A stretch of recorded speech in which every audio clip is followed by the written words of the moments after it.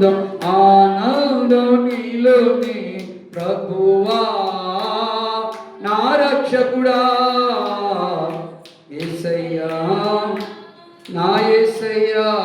హల్లెలూయా. దేవునికి అసాధ్యం అంటే ఏది కూడా లేదు. అన్న బహు దుఃఖాక్రాంతురాలై మందిరానికి వచ్చింది, పొగా ఏడ్చింది. సూటుపోటు మాటలు సాటుని మాట్లాడతారు కొంతమంది. అన్నాను కూడా అలాగే మాట్లాడారు. అది గుడ్రాలది, దానికి సంతానం లేదు. అలా సూటుపోటు మాట కూడా ఉంటూనే, మంచిగా మాట్లాడుతూ ఉంటూనే, ఏమండి ఇలా సూటుపోటులు మాట్లాడుతూ ఉన్నప్పుడు ఎవరో చెవులు పెట్టినప్పుడు పలనామే అగ్గో దాంతో బాగానే తిరుగుతున్నావు, పలనామే ఏమందో తెలుసా, నిన్ను అలాగ ఉంది, ఇలాగ ఉంది.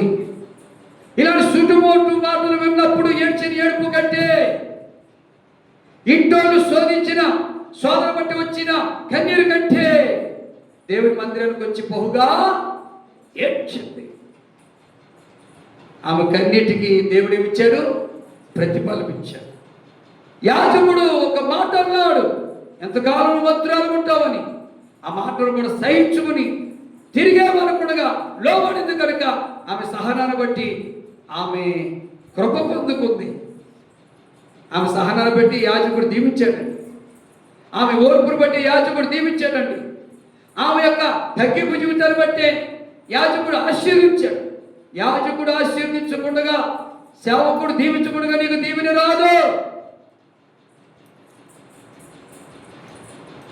యాజకుడు అన్న మాటకు తగ్గించుకుని ఓర్చుకుని నా ఏలి కూడా అలా ఉన్నదని అన్నది కనుకనే ఆమె హృదయంలో ఉన్న తగ్గింపు జీవితాన్ని చూసిన యాజకుడు మనసారా దీవించాడు, సంతోషంగా దీవించాడు.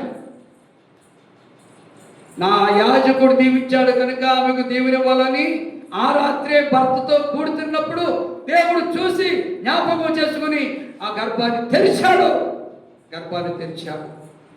ఆ కృప పొందుకున్న అన్న అంటున్నది, గొడ్రాలు 7 పిల్లలను కంటాది దైవభక్తి చేస్తే, గొడ్రాలు 7 పిల్లలు కంటాది నీతితో కూడిన భక్తి చేస్తే, గొడ్రాలు 7 పిల్లలు కంటాది యథార్థతో కూడిన భక్తి చేస్తే అని వివరిస్తుంది. అందుకే దేవునికి అసాధ్యం అంటే ఏది కూడా లేదు. మన భక్తిలో ఏముండాలి? ఆచారం ఉండకూడదు. మన భక్తిలో ఏముండాలి? లోకం ఉండకూడదు. మన భక్తిలో ఏముండాలి? మూఢనమ్మకాలు ఉండకూడదు. మన భక్తిలో శ్రద్ధ ఉండాలి. మన భక్తిలో యథార్థత ఉండాలి. మన భక్తిలో ఆత్మీయత ఉండాలి. మన భక్తిలో నిష్ఠ ఉండాలి.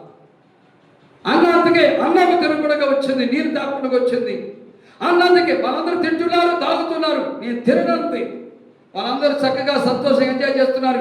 ఈమె వచ్చి బహుగా ఏడ్చింది, కన్నీరుగా వచ్చింది, దుఃఖించింది, మనోదలగానిదై నా ఆత్మ కొమర్చుకున్నది. దేవుని ఆశీర్వాదం పొందుకుంది. అందుకే శారాతో అన్నాడు, శారా యెహోవాకు అసాధ్యమైనది ఏది కూడా లేదు.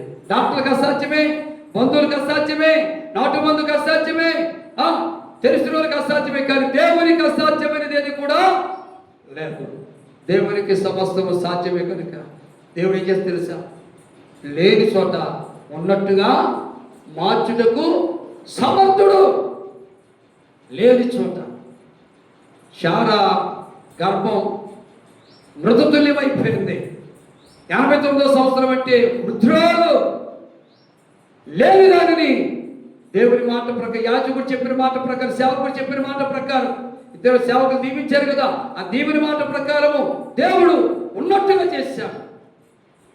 అందుకే గర్భం ధరించింది, గర్భం మోసింది, కొడుకును కంది. దేవుడి సేవకుడు చెప్పినట్టుగా ఇస్సాకు అనే పేరు పెట్టి దేవుడి స్తోత్రం మాట్లాడి ప్రార్థన చేసుకుందాం. ప్రభు మాటలు ప్రతి ఒక్క దేవాలను ఫలింప చేయనుగాక.